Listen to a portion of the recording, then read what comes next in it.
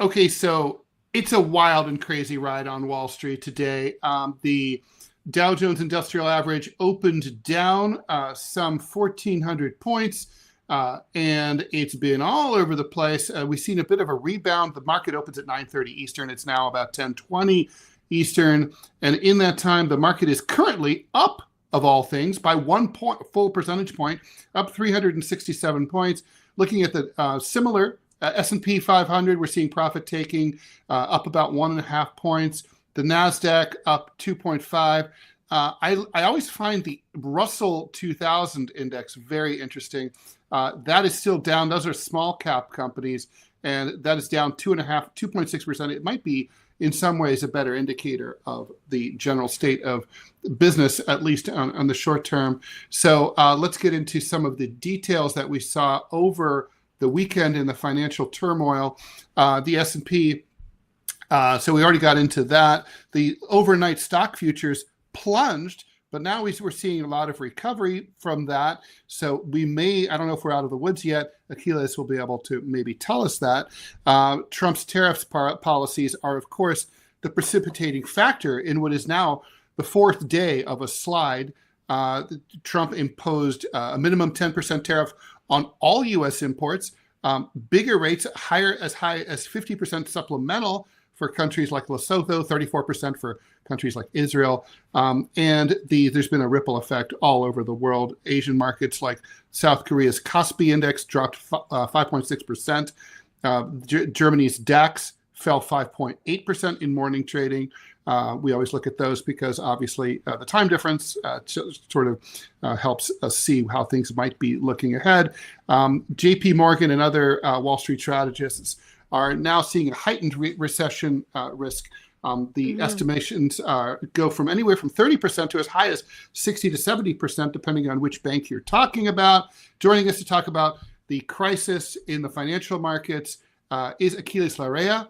Perfect person to talk about all this. Thank you so much for joining us. He's the CEO and founder of Larrea Wealth Management. He's also the author of the book Wise Up With Your Money, good advice that you should take. Check out his new YouTube channel, Aquilles Larrea 1061. That's Aquilles Larrea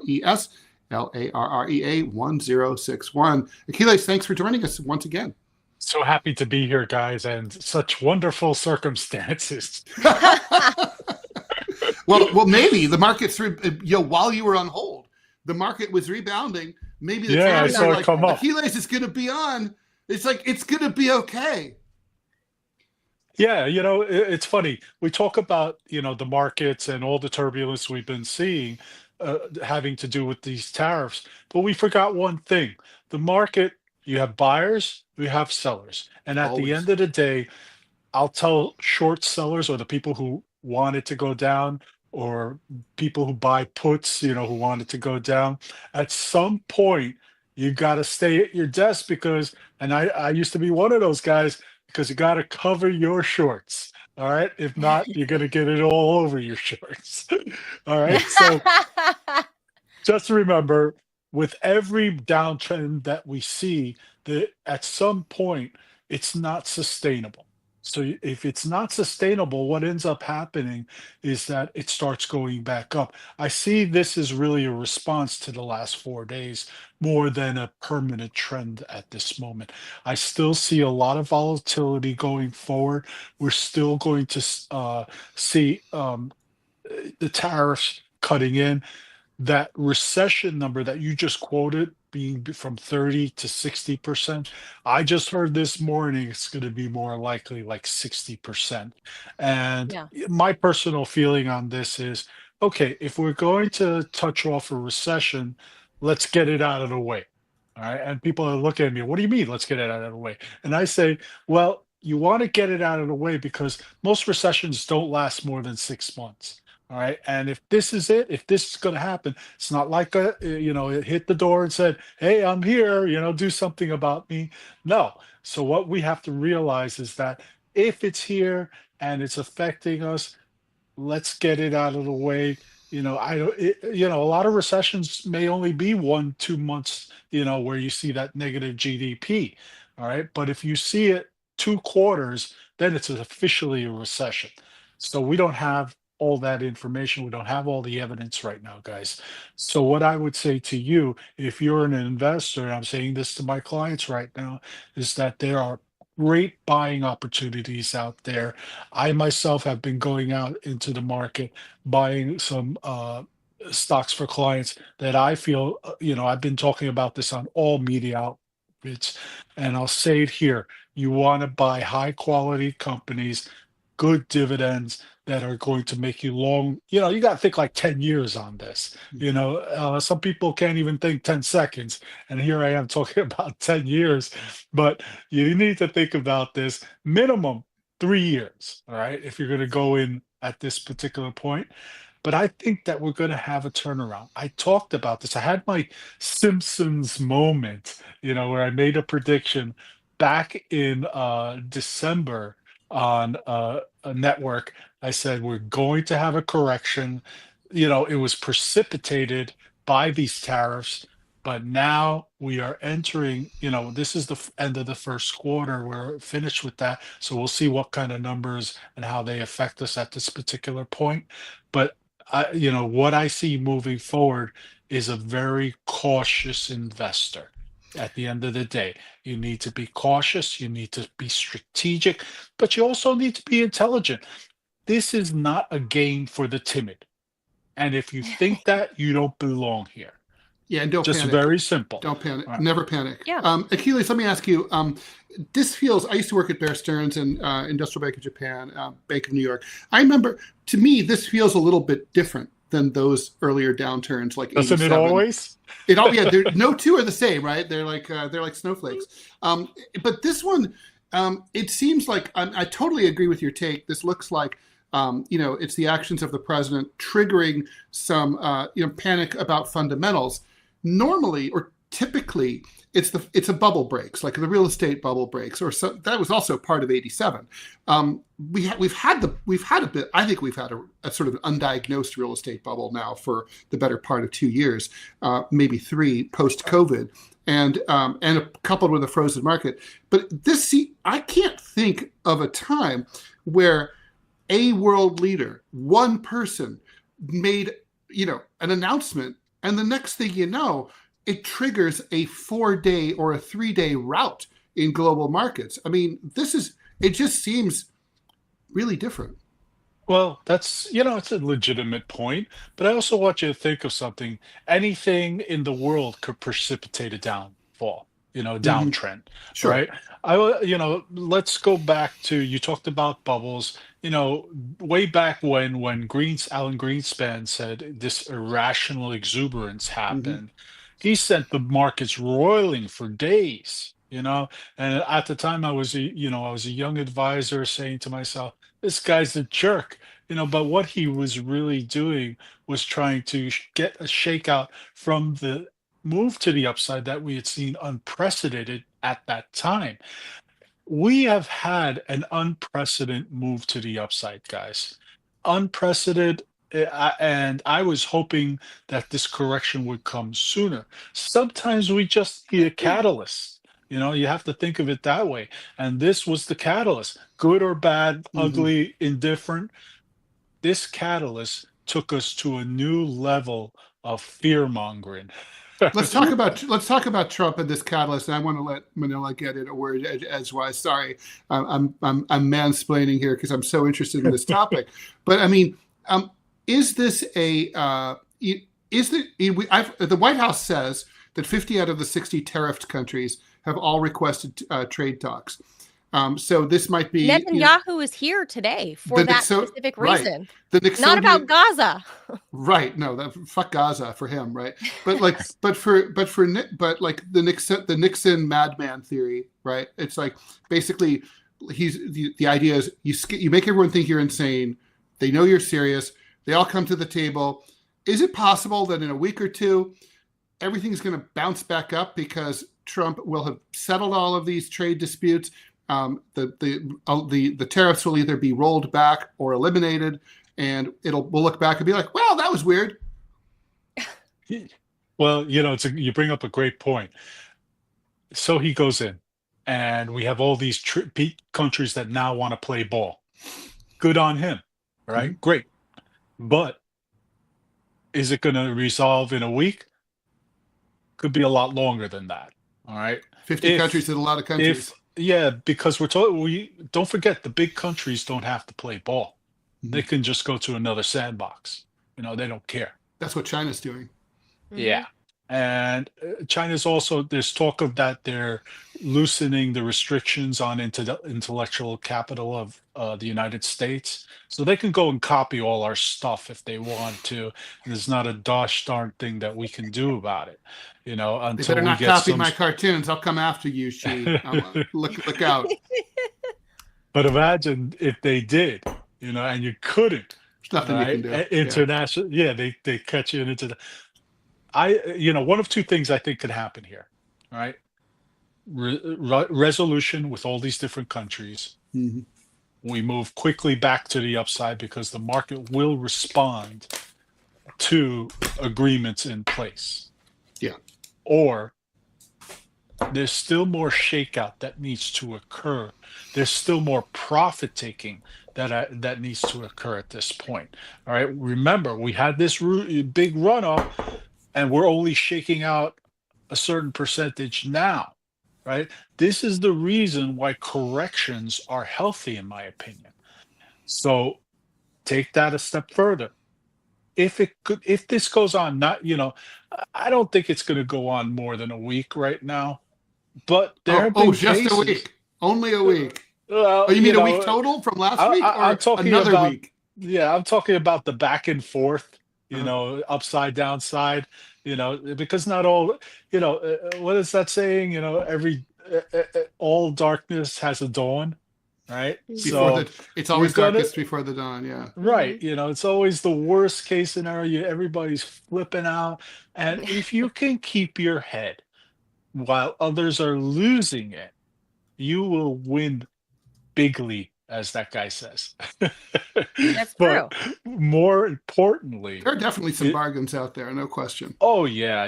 And that's what I want to focus on, guys. You want to focus on stocks that have been really beaten up, but the known names. We're talking about companies that are making 100 billion every 3 months. Yeah, this is going to affect them a little bit, but the long-term prognostications are all positive. It's just going to affect the next quarter's numbers. So we have to keep that in mind. Aquilles, can we talk a little bit about foreign exchange? I took note of the fact that the U.S. dollar is weak. Hold on. Let me get in there. Hold on. So I wanted to dovetail on the whole madman theory thing. Is it seems like the madman theme, the crazy guy theme, is a thing across the Trump administration, right?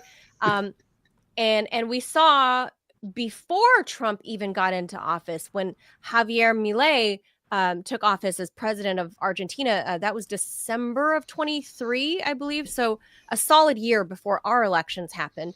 And Javier Milei, that is, always said he was a big fan of Donald Trump, and he believed Trump was going to win, and he was pro MAGA, and he wanted to do Argentina to be, make Argentina great again. He copied the whole MAGA theme, right? So when he took over, he inherited an economy that was in severe distress. There was hyperinflation marking like over 200%, something crazy, like 220% or something like that. They were in steep recession. GDP went down almost 2% when he took over. The poverty rate was almost 50% when he took over. Everything was bad. Everything was in the toilet. But then his administration comes in, and I still remember, because I covered this, that he said he was going to do shock therapy on Argentina. And then he brought out the chainsaw, he did the whole, the whole bit with the chainsaw, and we're going to cut everything. So he wanted to cut government spending, which he did, which we're also seeing mirrored by Elon Musk. He wanted to deregulate a bunch of stuff, which we're now seeing with Donald Trump, with the EPA and all of this stuff, a lot of deregulation. And then he devalued the peso by 50%. And those policies were, trying to tackle this hyperinflation, the deficits, whatever. And he plunged the country deeper deeper into recession, deeper into pain. I guess I can just say more broadly, right? But then 1 year later, Aquilles, 1 year, I was shocked, but the result was in 1 year later, inflation dropped from a monthly rate of 25.5% in December 2023. I'm looking at some notes here, to just 2.7% in 2024. That's 1 year. So they suffered a lot of pain for 1 year. I mean, is that the same strategy you think maybe Donald Trump's administration is doing? Maybe they're talking to Javier Milei, and I mean, we saw Elon Musk, at CPAC with the chainsaw gifted to him by Javier Milei. Is that perhaps what they're doing as well? And we're just going to suffer for a year? God, I hope not. But I mean, the long-term correction, maybe. It's bad enough that and this comes from a Latino point of view. It's bad enough that the Argentinians, who are such a proud and wonderful people, brag about everything, and all of a sudden we're going to give them something else to brag about. I get that joke. I know. No, I get no. it. So the reality is, crazy like a fox, maybe. In the last administration, there are a lot more people who were, had their own agendas and were not just saying, hey, we're going to do whatever Trump says, we're going to do it, but we're going to try to rein him in a little bit. This time around, we don't have that. What we do have, though, is the fact that we're going and making these negotiations with these different countries, which wouldn't have happened without a tough stance. But then what happens after that point, is anybody's guess. We are not going to see, we don't have anywhere near Argentina's their inflation rate Oh, yeah. because we have responsible governance here. Argentina has a lot of corruption, typical with Latin American countries. Right? They also have a lot of bureaucracy as well. So in some facets of that economy, all welcome. Hey, what we're doing is not working. Let's try something different. So they did. And let me tell you, some guy asked me about a year ago, do you think that this is really going to make a change? And I said, well, if the people are willing to make the change and the government's willing to make these institutional type changes, then great. But I don't see it right now. And I was wrong. It got better. Right. But here in the United States, the factors are so much different, right? And Yeah. you can Yeah. try this, all right, but you're not going to bring inflation down to zero, not in its current state. These things are, if you were to see a graph, they're on a wave, okay? We are going to test new levels of inflation. We're already seeing it right now. We're definitely going to see a couple of months of negative GDP, maybe a little bit more. We're also going to see higher wages than you thought. Okay, I mean, I'm sorry, not higher wages, higher costs than what you thought.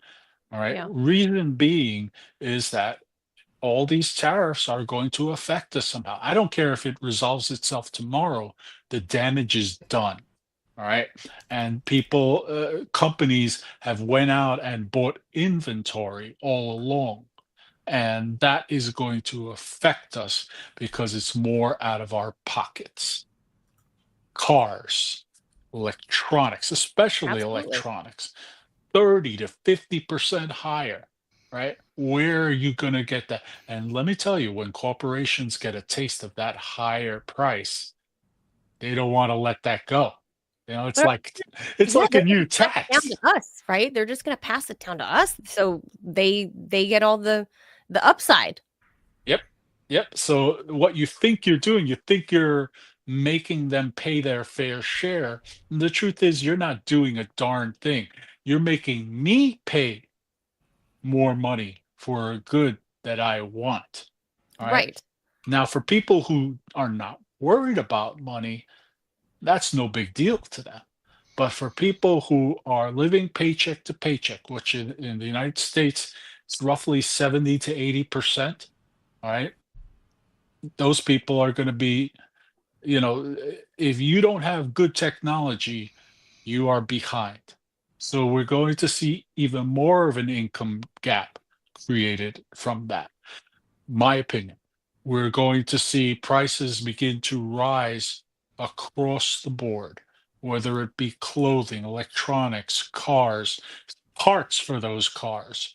All right. Toyota talks about, well, all our stuff is built here in Kentucky and where's the other place? New Mexico, I believe it was. But what they forget is that not all Toyotas are built here. There are a lot of No. Toyotas that are coming from other places. So they're saying, well, it won't affect us as much. I believe Honda and a couple of other companies. Who knows what's going behind the scenes? And I'm not a conspiracy kind of guy, but who knows what's going behind the scenes? Because you say to yourself, okay, well, we got this going on, but at the same time, we're still paying more for our goods and services. So what have we really accomplished here? And I think that is, if we talk about this a year from now, may be much ado about nothing. But that's only because of the resiliency of not the American consumer, but of the corporations. And some corporations are, if this were to continue, are going to put even more pressure on this administration to retract these tariffs. And that's what I see happening on a smaller scale, kind of behind the scenes, kind of push the other countries to get a better deal. But I Kind of don't like a really bluff, see it. maybe like we're playing poker. Yeah, crazy like the fox. They used to say that about George Washington, right? He was crazy, crazy like a fox. He outwitted the British, during the Revolutionary War by making like he was retreating, and then all of a Mhm. sudden a bigger force met with the British at another place. So I'm see it doesn't mean I'm right, but what I'm seeing right now is we are playing around with these things. But at the end of the day, I think that the American consumer will lose out. It's going to cost them more money. It already is. We're already stretched as thin as we can be with a certain amount of the population. Why do we have to do this? If we have to do this, then do it on a smaller scale. So Don't just have, go into this willy-nilly, say, well, you're going to hurt for a little while, but why should I? You know, if you do your job, I shouldn't be hurting at all. Right. Achilles, There's better what is ways to the lower the prices. pressure look like inside the Oval Office? I mean, we can tell the president's getting it from his messages on Truth Social and everything. He's responding to it. Are these calls from CEOs? Are these from within? Is this his own financial team? Are they getting the calls and passing them on? I mean, there's got to be obviously a lot of very unhappy captains of industry right now. What does that look like? And, right now, of course, Trump is showing his usual bravado. Nothing will change my policies. But in reality, the heat's on, right? Yeah, the heat's on right now, especially with this type of rundown, because if you think about it, the average investor will sell during this time. Hmm. We're not dealing, we're dealing with emotion. So Mm-hmm. his people are saying, or the people who are actually contacting him and influencing him, now he doesn't care left or right about it, but it's starting to seep in that, okay, well, I got their attention, but maybe this wasn't as much of the attention that I kind of wanted. Maybe we should have done something a little bit different. Maybe we should have somewhat uh, tethered it back a little bit, but who knows? Who could speculate what's going on with this gentleman? Also, there's been talk of mental incapacity, you know, or degradation. Now, I don't want to say that, but it does happen, where you're just not as sharp as you were when you were in your 20s. That's a fact. And So Donald Trump's he's not a Wall Street guy. He's a real estate guy. Right. And Right. and they ain't the same. but yeah, and Wall Street controls a lot of the behind the scenes with companies. If you're not performing Mm-hmm. as the CEO, you're out. And then they bring somebody else in Well, who will, you have, this is just a fact. You get more enough and of more these so they people. are. You Wall Street guys, more and more these Wall Street guys, remember these portfolios are buying up all the single family homes out there in the market Robbie more has a than ever. question. So, that they're starting to control housing as well. So it's kind of, we saw in 2008 the overlap, right, of the real estate industry and stocks, because they were, rolling these into portfolios. But now the hedge funds are straight up buying properties, like whole swaths, whole neighborhoods in middle America, anywhere town USA. And that's so, that can really, I feel like you can't separate the two anymore, Wall Street and housing. You're not wrong, Manila, but at the same time, they get rid of it as quickly as they acquire it. Are They they they're selling not them? emotional about. Yeah, you'll see as they go along. They'll get to a point where they feel, okay, our valuation's here. We got a guaranteed profit of XYZ. We're out. Mm. Oh, I've that's seen good it. to hear, I think. I think it's good Well, we that, see it with the you know, REITs. The REITs yeah. will go and do strategic acts. The REITs, real estate investment trusts. So we'll see them do strategic acquisitions all the time. Doesn't matter the sector. Very Yeah. into the multifamily units. They may not go singularly like the hedge funds into the single house because there's very little profitability in that. Yeah. So unless you have a swath of terrain, and they're developing where there's more money involved. I don't see it as a long-term hold for them. I see it as a short-term, and let's get That's rid of good. this and let's go back into our strength. They might diversify that to, in my opinion, they might diversify that to really just get some more income somewhere else. That's good. And Robbie has a question. Yes, I have a real quick one. So you mentioned that prices are going to be going up, and I mean, we know the wages haven't been going up now for years. Could this be a strategic play by Trump? And I use that word loosely whenever I talk about Trump, because I don't know if he has a strategic thought in his head. But could it be that he is banking, because supply and demand is still a thing? If you price out 80% of the American consumer, that's going to cause pressure on these companies. Could that be part of the strategic analysis for Trump going forward, to try and bring back investment, start bringing back domestic production into this country for the tariff relief for those companies to, on one hand, increase wages by bringing back higher paying industrial jobs, while also creating downward pressure, on retailers like Walmart and other things? Or do you think that doesn't even factor into the equation here?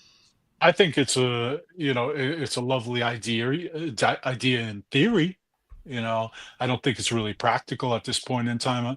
How do you reverse 40 to 60 years of, oh, we're going to foreign markets to get a better price?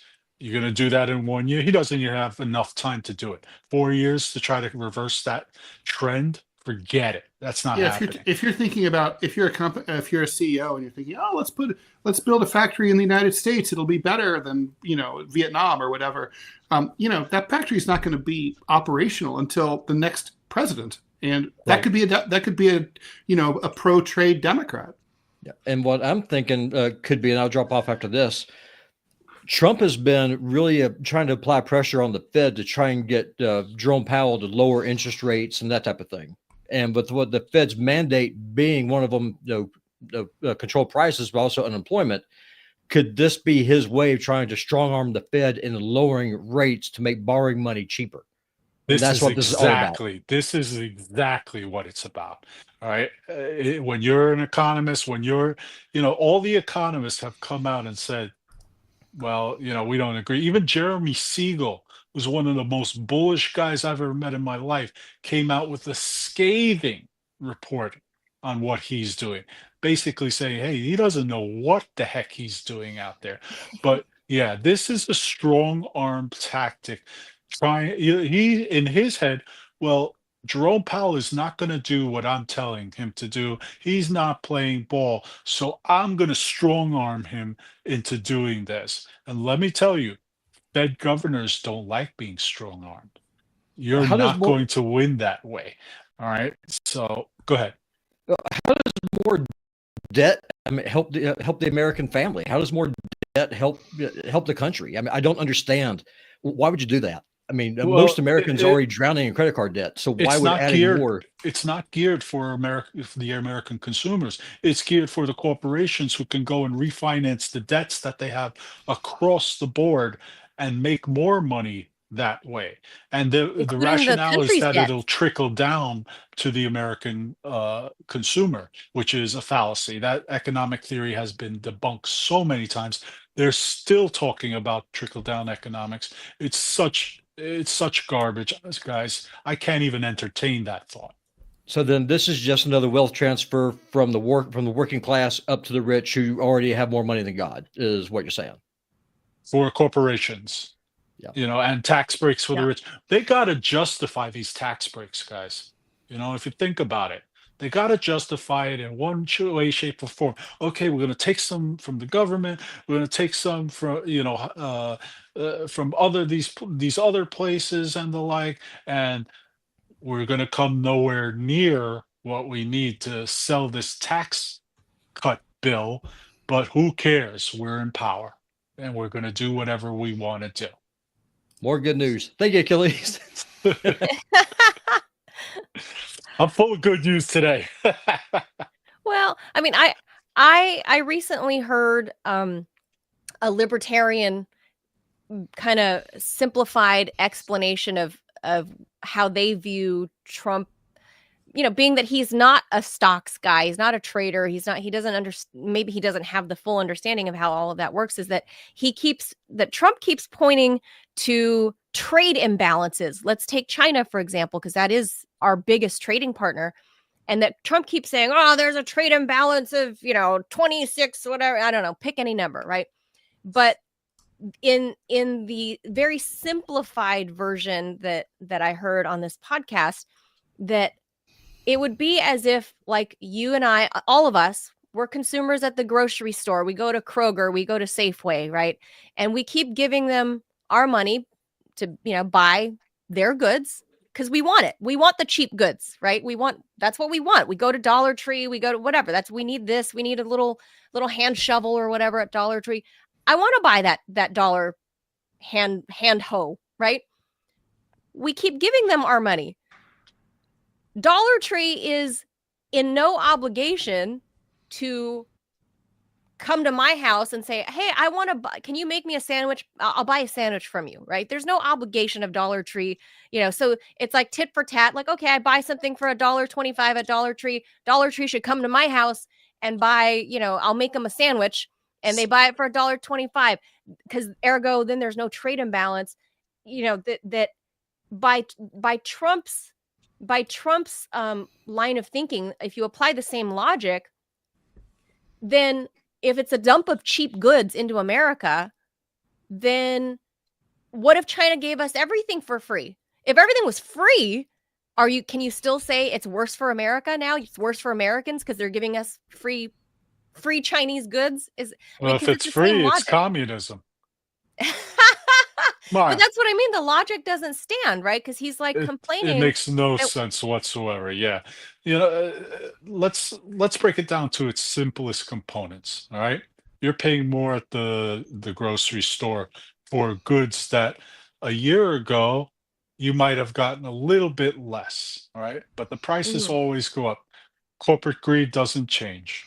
That's a simple fact. That's not going, it's until the American consumer says and starts pushing back on the pricing and doesn't buy as much, and it affects corporate earnings. Back in the 70s, we had several, there were several movies that highlighted what was going on with the gas thing and, how it was affecting the American consumer. this is not too unlike that, except we're going into different areas. We're seeing oil at a certain level right now. We're seeing gas prices not really as affected per se, but your rice staples, your meat staple, Mhm. everything is controlled by 4 to 6 companies here in the United States, Yeah. and one of them's Chinese, Smithfield, right? They Yeah. control most of the meat consumption here, you Yeah. know? Our bacon. Yeah, yeah. So, we have to say to ourselves, at any point, is there a way that we can push back and say, hey, we're not going to buy as much, or we're not going to buy it at all. We're going to find all other alternatives that might be a little bit cheaper. Or, do we need to start going out to the farms and buying it directly? Because some people will do that as well. I see that all the time, Um, and by the way, we don't have to worry about the pesticides and all these things because That's right. it's originally organic. But who in the American public can really afford to do that long term? It's not a sustainable thing at this particular point. So we need to get back to these companies and say, hey, we could afford it at five. Let's just say, for argument's sake, we could afford the rice at $20. But here you are putting it at $26 when a week ago it was 21. you know that's how Right. I'm kind of looking at this. Commodities go up and down all the time, yet some prices never move, and that's really because there's some cost control there by the corporation to keep their profitability and that sustainability. And and Achilles, we have a viewer question for you from Adrian. Adrian wants to know, let me pull this up here. He wants to know, when are the banks going to write down the value of their commercial real estate loan book? And have these loans been repackaged into CDOs like they did in 2007? The question is, it's a great question. Thank you for that, Adrian. The question, I should say, the answer is that I don't see that happening anytime soon. The commercial side hasn't learned from the bloodletting that Mm-hmm. occurred these past couple of years. They are still going as if it was day one. You know why? Because they have enough cash and enough time on their side to ride out the storm. So I don't see it. Could be completely wrong, but the commercial market, in some areas is actually pretty robust and they're doing well. It's not across the board. All right. Here, there's a lot of here in New York, should I say, there's a lot of companies that are just, you know, they're they're going to stay doing what they do because it's all that they know. They're not going to convert commercial to residential. That's, a far off dream, to some people. Hey, let's get more housing. And they're like, they're Yeah. not going to do that. It's not profitable. Corporations, conglomerates, REITs, they're going to do whatever hits that bottom line so they can pay out their 90% out to the investors, right? Which is they're required to do. They are not going to get altruistic by any means, or philanthropic in any means. They're going to stay the course, keep doing what they're going to do, right or wrong. Not much is going to happen there. So sorry to let you, I'm trying to break it down, let you down gently, but that's what's going to happen. Well, that Yeah, seems I like can. a good place to leave it. Yeah, leave it there. Perfect. Right on the hour. Achilles, we always appreciate your insights, especially being there in New York City, and you got your finger on the pulse, and you have, your investors are there, so Achilles, are you chomping at how the people bit to get in feel. front of your computer and start trading? You know what? I always hold back a little bit because I love these rundowns. And, I talked about this on another show the other day. There are great opportunities at any moment to make money. Mhm. And, think about it. Say you shorted the last few days. If you Mhm. had the gumption to go do that, you would have really done well. You know, Sure. covering your How many shorts today. How many days? How many? Is it still 90 days that you have to buy back? Yeah, yeah. You're thinking of the wash sale rule?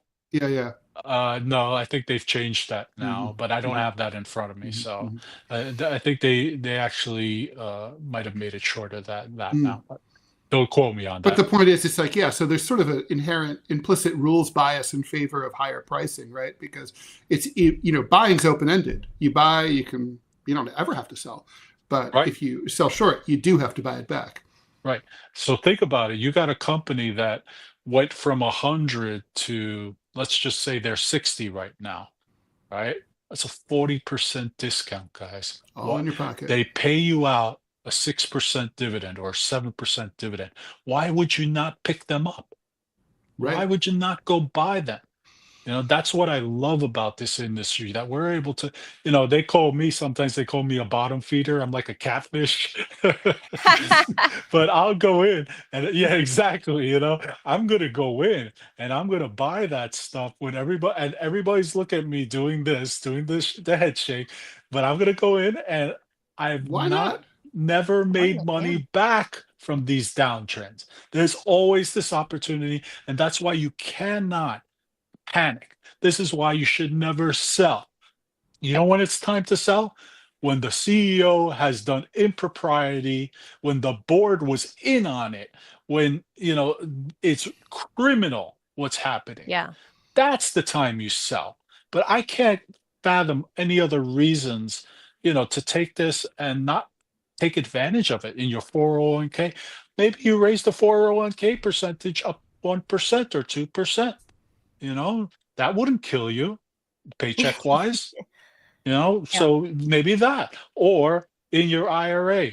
Wow, I got to file my taxes and take some extra deductions this year. Let me throw an extra 100 in there if I have it. $50. It doesn't matter. The point being is that you will thank your lucky stars if you take your advantage now, in my opinion. Yeah, good stuff. You can see more. It's at the bottom of the screen there. You can see and learn more from Aquilles at lareawealth.com, and go check out his newest book. Let me get it on the screen here. Well, it's behind him. Screen. Well, it's behind him too. It's right behind me. In case that people don't know, guy behind me. There you go. That's it. That's the book right there. Wise up with your money. Aquilles, always appreciate your time. Thank you so much. Always a fun chat too.